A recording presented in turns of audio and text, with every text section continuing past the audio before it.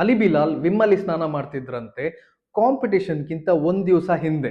ನೀವು ಕೂಡ ಮಾಡಬಹುದಾ ಮತ್ತೆ ಇದರಿಂದ ಏನಾದ್ರೂ ಬೆನಿಫಿಟ್ ಇದೆಯಾ ಈ ವಿಡಿಯೋದಲ್ಲಿ ನೋಡುವ. ರೀಸೆಂಟ್ ಆಗಿ ಅಲಿ ಬಿಲಾಲ್ ಲೈವ್ ಬಂದು ಹೇಳ್ತಾರೆ, You take a shower with green Dishwashing thing. liquid.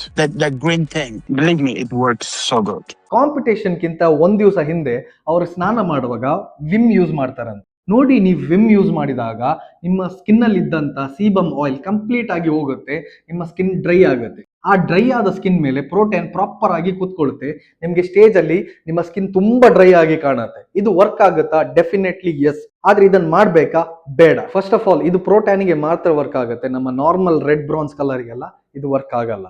Second, ಇದು ಬ್ಯಾಡ್ ಐಡಿಯಾ ಆಗ್ಬಹುದು. ಯಾವಾಗಂದ್ರೆ ನಿಮ್ಮ ಸ್ಕಿನ್ ಸೆನ್ಸಿಟಿವ್ ಇದ್ದಾಗ. ನೋಡಿ, ನಾವು ಹುಲಿವೇಷ ಹಾಕುವಾಗ ಆ ಪೇಂಟ್ ಅನ್ನು ತೆಗಿಲಿಕ್ಕೆ ಇದೇ ವಿಮ್ ಅನ್ನು ಯೂಸ್ ಮಾಡ್ತೇವೆ.